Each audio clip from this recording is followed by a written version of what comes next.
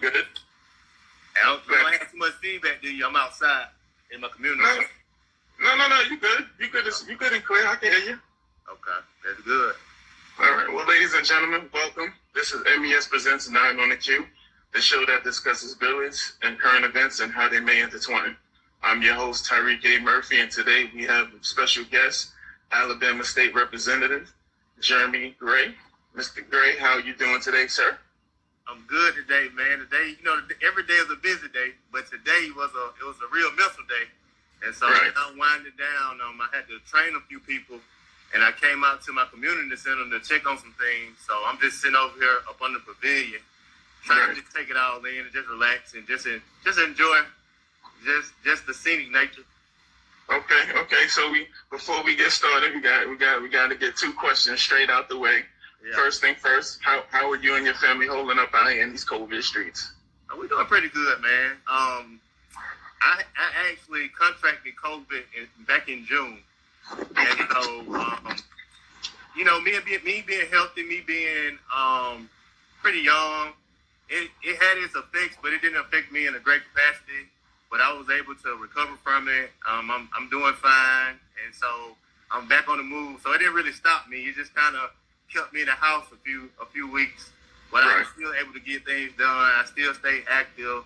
I took all my my vitamins, the zinc, and all those things. So I'm back better than ever. All right. So the next question, we got some unofficial reports that was sent to us that when you were with North Carolina State, that you were running a 4.2 40. You have anything to say about that? So, no, I didn't run a 4.240. I wish that I ran a 4.240. I was more like a 4.540. I wasn't a 4.2, but I did make up for it with me being 6'2", me being a long, lengthy guy. That 4.5 may have been a 4.2 because I had that right. And I was able to recover. And so I'm not gonna take credit for that 4.2. Absolutely. Just so we clear, for myself as a big guy, I ran a 5 flat, but I tripped. So had I not tripped, I probably would have came in at a nice little 4.8, 4.9. That's good time. But who's counting our speed? Who's really counting our speed? So let's get on to Representative Gray. Tell us, when was the first time you experienced in the world of pool? Just growing up in an impoverished area, pool was kind of like your outlet. So your local recreational center, your local boys and girls club, you pretty much, if you wasn't playing cards, dominoes, or actually in the pool, you were shooting pool or playing ping pong. So it was just part of me growing up as a child, just being able to play pool, being able to just have that camaraderie with your homeboys and just the people in the community. And so that's the thing that, your young kids did as kind of like your play thing. And as you got older, it got a little bit serious. And so we had pool halls, we had all those things. And it was just basically, that's something that Black people through history have gravitated towards. And, you never know why. But it's just something that's in your community and you embrace it. Right. So how long have you been playing? Well, how long would you say years-wise have you been playing, and who influenced you? Now I'm not gonna say I'm good now, but I've been playing since maybe age of 8 or 9, because it was just the thing to do, right? We get on our bikes, we ride to the recreational center, we're gonna shoot pool, we're gonna get in the pool. We're going to play ping pong. That was just an everyday occurrence in the summer. And so, and probably one time I was pretty good, but I don't really shoot pool as much. I mean, I'll do it for every now and then, and I'll smack a few people around, but I'm not like one of those guys who just very good at it. Yeah. I mean, I understand. I get that same, feel. People ask, can I play as good as my grandfather? And, I have to tell them, I'm not as great as my grandfather on the pool table, but, business-wise, you can consider me like my grandfather, You just got to be honest with people, but still, some people still want to test you, so, you gotta step up. So in today's spectrum, would you say billiards could be utilized as an outlet for youth Oh, considered at risk? it definitely can be, especially. I think that most of the time we take like things like basketball and pool, and we kind of just use them as something just to keep kids busy. But we actually taught them the art and taught them that could be a profession and that you can actually make money. It's definitely an avenue, an outlet that people are not even thinking about. You know, everybody want to play football and basketball and all those things, but I've seen people play pool and win millions of dollars. And I saw anything that you make tangible, whether it's pool or anything, I think it works for a young boy or girl in the impoverished community, because at the end of the day, you're just trying to get out of the community. You're trying not necessarily like get out, like you're not never coming back. But the thing about poverty is something that basically sucks you in, right? And so a lot of times you can't function in poverty unless you're just a strong-minded individual. Most of the time, you have to actually leave, see the world, make some money, and then you come back and then you build it up. But actually being in it and staying in it is very hard, because I always tell people it's a difference between being poor and being in the impoverished community. You can be poor, get an education, and go to school or get a bank loan, but when you're in poverty, it's a way of life. It's a culture. It's like survival. So it's a different kind of atmosphere. So I think that pool will really be beneficial in that aspect for outlet. Okay, so in regards to, you know, digging in a little deep when you talk about, you know, poverty and some other aspects of it, with the Black community calling for systematic reform and budget reallocations across the nation, what do you think should be government officials' essential priority? I think that, you know, it's different dynamics, right? It's an education portion of everything, right? We understand that most public schools are not necessarily functioning like they're supposed to, right? Or if they're functioning like they're supposed to, there are still disparities in it, right? As, you know, like relates to your ratio of teachers of color for core courses, right? And so, I might have a exploratory teacher or a PE teacher that looks like me, but I don't normally have a math or science or English. And all of that is important, because it's important to see the people who look like you, because when you see people who look like you, those people invest in you and they're willing to take the time. So I think the education portion is only key because it takes education to understanding finance and how to run a business and how to be an entrepreneur. So you need the education part first.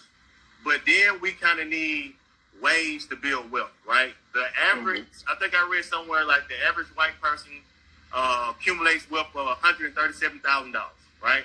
So that's over $100,000. The average black person is $11,000, right? So what you're seeing is it's a real gap in the wealth. And a lot of the wealth comes from the ability to have property and equity in your property. And you kind of think about kind of back in the day when they created what they call multi-family living, which is project housing now. That was just not necessarily correct for black people. White people and black people kind of lived in those units. But, you know, it was subsidized funding for the whites to go into the suburban community and build wealth. And so you see a lot of things that occurred throughout history in which that gap is how it is, right? And so we're making strides. But I always tell people, you don't, in America, if someone's not helping you, or you're not getting some kind of loan, or you have some kind of great idea, you can't shoot a basketball, or you didn't inherit your money, it's hard to get out of poverty. Poverty is it's not anything that somebody's just you're gonna magically get out just because you work hard, right? It takes strategy, resources, and a plan. And so I think that economics is real big for us as an agenda, whether it be incubators for young entrepreneurs, or it be things around putting financial classes in school, whether it be pathway programs to help kids that can't afford college, or, you know, 4-year college or 2-year college. But we have to find a way to gain wealth. And mostly you only gain wealth by some kind of asset, right? Some kind of investment in your own self. You rarely gain wealth by working. I mean, you can, right? But it's not how, it just takes longer. Yeah, that's not how people really build their wealth, right? They may work at first, but at some point, you have to take the risk and invest in yourself. And so I think anything we can do to help people invest in themselves, there's a lot of people in my community who, in the age of social media, they're entrepreneurs. They're making money, but they don't know how to actually build a business. They don't know about financial statements. They don't know how to get a loan. They don't know how to get incorporated. So these are lacking. That's why the education portion is key. Because, we have a hustler mentality, but a lot of times we don't run legit businesses, right? And so that correlation of education and basically being able to attain wealth is one thing. So that's two things, but they both work together. And then the last thing is we have to have reform by our community. We have to start looking at exclusionary zoning, where we're basically keeping the community the same, but we have to build up our community. But we have to, we have the idea that, in America, sometimes it's hard to have just a black community and build it up, right? Because nobody's going to put any money in it, right? And so you have to find ways to keep your community black by making it attractive in a way that it bring in tourism, right? And so I think that's sometimes what we lack. And I think that with reform, because reform is going to be big, especially when you talk about police reform, because we have to start being able to police our community in a way where they're safe, right? And I hear a lot about defunding the police, and then I think a lot of people kind of get that mixed up. It's not that we're trying to take a lot of funding from them so they can do their job. What it is most of the time the budget is so much geared towards law enforcement that it takes away from other things, right? And so when we look at crime, I never known law enforcement to stop crime, right? The crime happens and then they react to the crime, right? So if someone, robs me right now, I mean, they're going to rob me and then I'm going to call the law enforcement, and then they're going to pursue, that with trying to figure out who did it. But we need things in our community that actually prevents the crime from happening before they start, right? Whether that's, gang task force or someone being in the community for community policing, or just having mechanisms in place where we as the citizens can build our own protection. Because sometimes relying on, law enforcement, I mean, that could be the difference between life and death. You don't know when they're going to get here. You don't know how they're going to react when they get here. Because one thing that you see just in America, that law enforcement is really, they are really like scared of our black skin. And so we have to, they can't be the only way or the only method of us being safe. We have to find other ways. And so I think that those are, to me, the three agendas that'll put us, they won't be the, it won't solve everything, but I think that it'll close the gap. And that's what we're trying to do. Okay. So keeping those components, keeping those components in mind, do you think government systems in black communities should address concerns raised in a structured order or in any manner presented? I mean, if it were me, those three topics, I would take it in any order, because they kind of have that, they're all a working part. They're all to benefit the most vulnerable, and the most vulnerable are people of color or black people, however you want to put it. And so I think that either way you look at that, you're going to need all three components to actually make it work. It's like the three-legged stool, right? If you don't have all three, they really don't work, right? And so you got to need both. You need both of them. Right. Well, all three of them working at the same time. Right. So do you think organizations, formulated like our Black Party will get the support needed to cause good trouble? I think they will, because their approach is to basically lean on black elected officials. And so black elected officials really have power to, in some states it's different, but they can introduce policy, they can vote on it, they can try to get it to the vote, they can push agendas, they can push reform. And so I think the best people to do that would be those that have basically a seat at the table.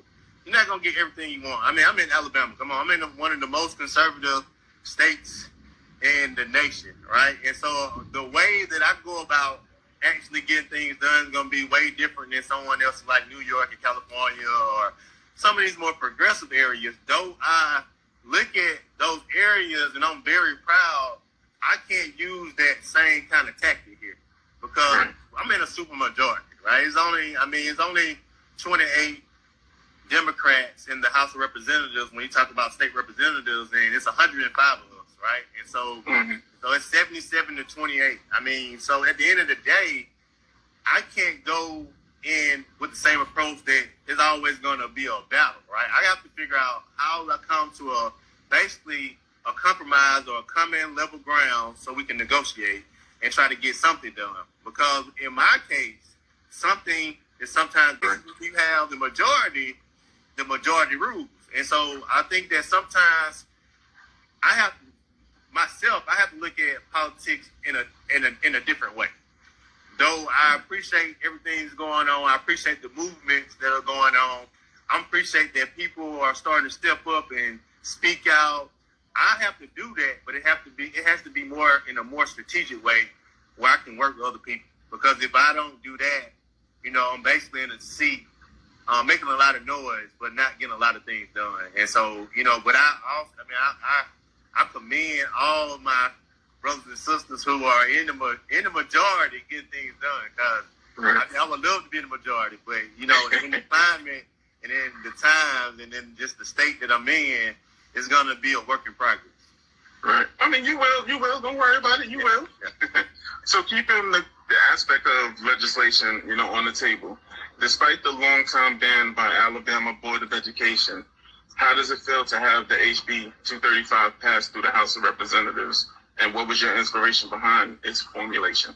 Man, it was big, man, because the thing about it, I only been in office 2 years, right? So my first year, I brought the yoga bill, right?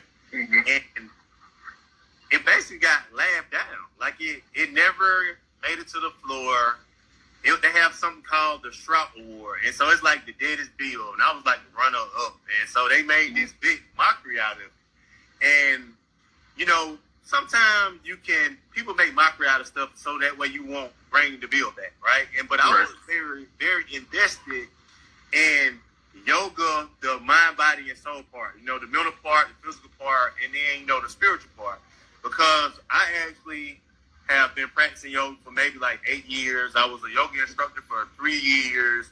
I use it in athletics with flexibility, but then I figured that it had a mental component, especially with your breathing and having a clear space and having, the right mindset, because basically the mind essentially projects, right, in the physical, right? So whatever a man thinks, so is he, right? And so the things that you think, the things that you say really manifest, and people don't really understand that.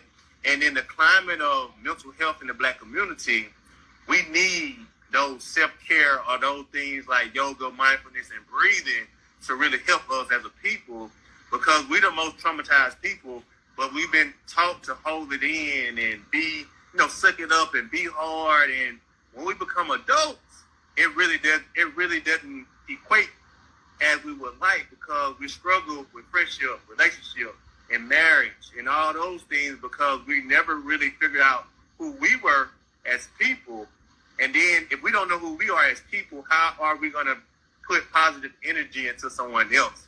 And so the whole concept of yoga, and I thought, most people are going to say that it's Hinduism and it was in India, but, if you really go back, it was in East Africa, right? It was part of their civilization. They got Kemetic yoga. And so I think a lot of times we let people tell us, like, especially, when I grew up in the church. I'm a Christian, and when you stuff like yoga is taboo, right?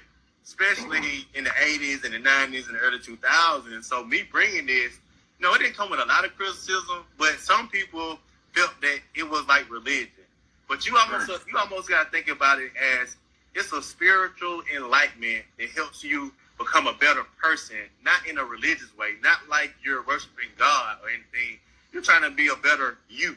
And so I think that there's a difference between being spiritual in being religious. Religious is an ideology. Spirituality is a connection with oneself and everything around them. Because to be truthful, everything is God. It's made in His creation, and so everything is made of God. You are God, and so you're basically trying to connect with God through meditation, through mindfulness, through the physical exercise, and you're able to be on. You're able to be aligned. That's what they call that alignment. And so I think that it was an education portion for me to go into communities and have interviews to talk about it, because I don't think that most people really understood the benefits of it. They kind of looked at it as this old taboo thing that I was bringing up, and I'm like, hey man, I'm from Project Housing. I know what it is to be poor. I know what it is to be traumatized. I know what it is to have to wake up and, kind of survival mode. You have to fight every day and all those things. So if I can take on yoga, you can take on yoga. And I'm telling you that it works. It's not someone who's telling you this that you don't know. I'm telling you from experience, it has really helped me in my life being able to about it, because I don't think that most people really understood the benefits of it. They kind of looked at it as this old taboo thing that I was bringing up, and I'm like, hey man, I'm from Project Housing. I know what it is to be poor. I know what it is to be traumatized. I know what it is to have to wake up and, kind of survival mode. You have to fight every day and all those things. So if I can take on yoga, you can take on yoga. And I'm telling you that it works. It's not someone who's telling you this that you don't know. I'm telling you from experience, it has really helped me in my life being able to traject what I'm trying to do in life. That whole concept of, the mental game. Because most of the things in life is mental. And the physical part is like the 10%. You just have to put the work in. Right. How long, as a bonus question, how long did you take to actually educate individuals on yoga and to, to sway them? How long did it take you? After the bill got kind of like laughed down, that summer, I was on a mission. So I created me a coalition of people all the way from the top of Alabama all the way down to the bottom of Alabama. I had about 100 people. That was black, white, men, women, doctors, teachers, whatever. And we started this coalition. And I got them to basically contact their local representatives, like the senators and state representatives, their school board. And we just basically started a movement. I started kind of like a yoga movement. And with that momentum, I took it into the session. And one thing that helped me was media. Media picked the story up. It was like, Alabama won't do a lot of things, and they won't even do yoga, right? And so it kind of really helped me out. It gave me national attention, international attention, and it got to the point where some of my colleagues were getting pressured when they would go to a conference or something. And it's like, hey man, what was the problem with Jeremy's yoga bill? Like, what is the deal? And so it started to resonate that, man, this is a major topic in the world. Right? And so a lot of my colleagues during the next section, they came up to me and said, hey man, we're gonna help you pass this bill. You're very passionate about it. You're a good dude. My wife does yoga, my mom does yoga, and that really helped me in numerous of ways, right? Because I'm fairly new to this whole process. And so it put me in a stage where I was just a rookie to elevate to a place of leadership, and people started to recognize basically my value. And when the bill passed in the House, it didn't pass the Senate. It was like, oh man, you made history. 27-year ban on the yoga bill. You were the first one to actually ever get it passed. And so I thought that was just tremendous, a step. Not that I did it, but I was able to get a group of people that were like-minded of all colors, and we was able to focus on one issue and not everything else going around, like our color, our gender, our economic background, just that one thing, and we was able to pass it. So I just thought that was kind of like a shining light moment. I was like, man, if we could do this with other things, we can really be more of a progressive, and we can have growth in the state of Alabama. Right.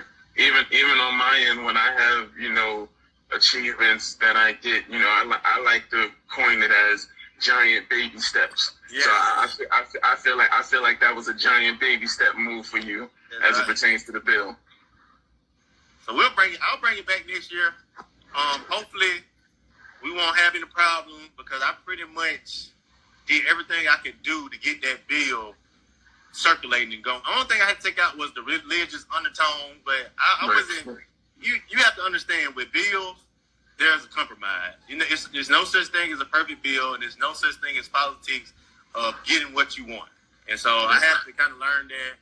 I read a book that say never split the difference, but in this case, in some cases, it's good to split the difference because it's not about me. It's about how can I get K through 12 in public schools where people of color or the most vulnerable people won't have access to yoga.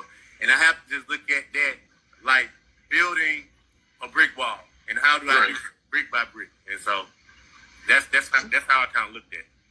Okay. So give one technique you use in pool that you would utilize in other facets of your life. So since I'm not necessarily a great pool player, but I am a great strategist, right? And so in pool, the objective is, you got to get the 8 ball in last, but you have to strategically move and see how you're going to make the shots.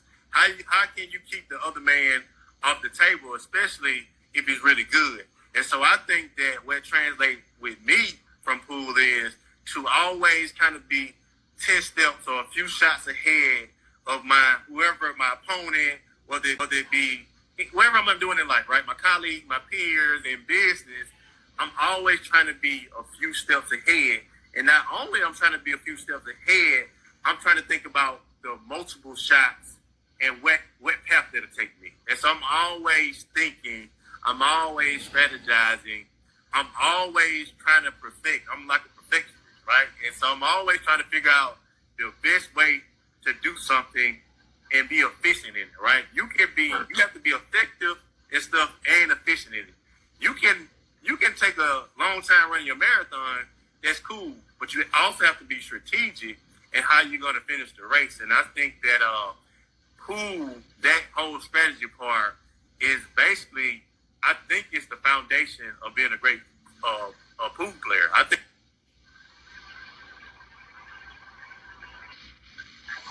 And I was actually good at it, I don't think I would have the strategy to beat anyone. And so, most times that just takes practice. But, I'm very strategic.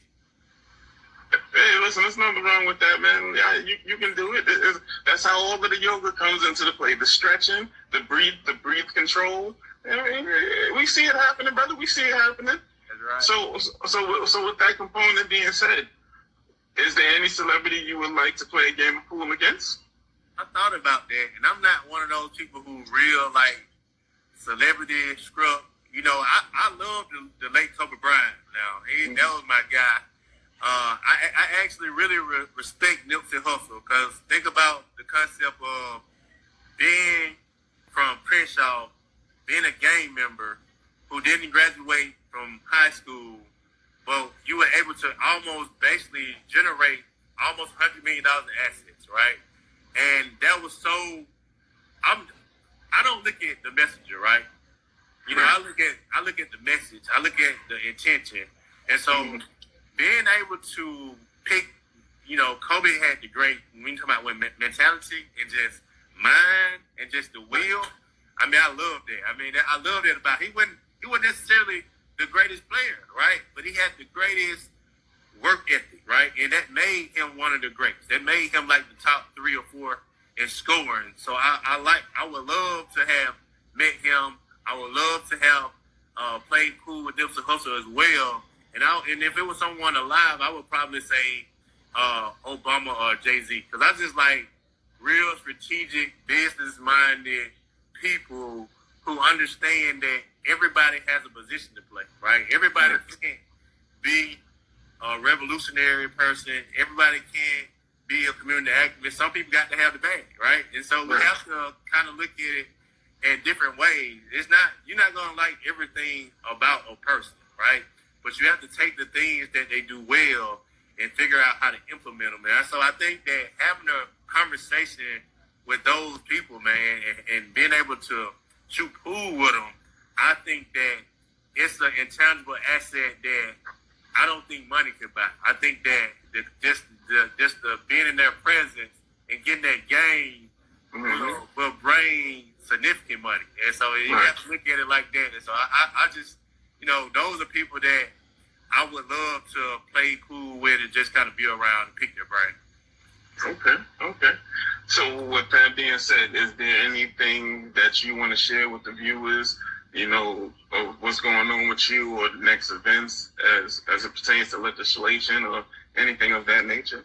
So we don't go into, we only do about what you call 105-day cycle, and we have 30 sessions to complete that. So we usually go in session about 3 months. Like in Michigan with my boy Joel, they go all year round, right? And so I think right now I'm just trying to be an asset and a resource to people in this pandemic with unemployment, with these SBA loans, with, I go out maybe every other week or a few times in the month and go out and do COVID kits for seniors. We deliver food to seniors. I'm working on a community center in an impoverished neighborhood in which I grew up. And so we have things like a garden, or organic garden, and a chicken coop. And I'm just basically trying to bring this sort of utopia or mindset that you could be bigger than your environment into an impoverished environment. I have my EYG brand, my brand clothing line, and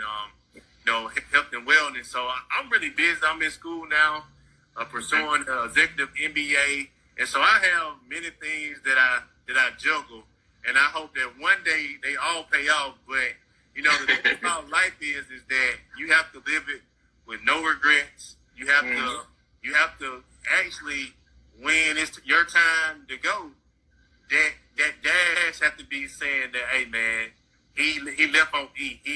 He fulfilled his greatest potential, his wildest dreams, his biggest thoughts, and that's what I'm after, right? I don't know how long I'm gonna be here, but I'm gonna be efficient in the space that I have, and I'm gonna be effective while I'm here, and I'm trying to be impactful and make sure that at the end of the day, I'm able to leave something, whether it be for my future kids or just be for the little homie down the road.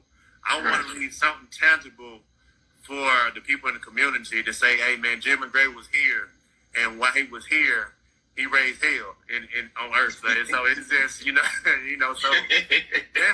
that's how I kind of move, and that's kind of how I kind of live this thing we call life. We see you out there, man. We see you out there causing good trouble, man. We see you. There's no question about it. You're definitely doing some heroic things out there in Alabama, and hopefully, I can get out there to actually catch up with you once all of this, COVID thing, actually dies down, and we actually be able to move just a little bit more, freely about the place. But yeah, man, I'm definitely looking forward to these ventures that you got coming up, man. So come check me out, man. We have to, Alabama's not that bad. We have some great people, man. We have some great food. We just, it's just like any other place, right? It's just like New York in the summer. It's just not as big, right? And so, we all people. I got people in New York. I got people up north. And so, I would love to connect with you, stay connected with you. Come down to Alabama. I come up to New York. And so, I love to meet great people because it's a small world. It's a big world, but it's very small. And all connections are great to have, right? Because you never know. You never know when I'm going to be up there in that area. And I see somebody that, hey, I know somebody to pay for. Hey, brother, you don't have to worry about that, man. Listen, as you can see, man, I keep the line up real nice and tight, man. I'm always presentable, brother. All you gotta do is just let me know. I'm ready to go. I'm on go mode, Yes, sir. All right, brother. I want to thank you for joining us, ladies and gentlemen. Alabama State Representative Jeremy Gray. I'll see y'all, man. Hey, have a great day. All right, brother. We gonna talk. All right.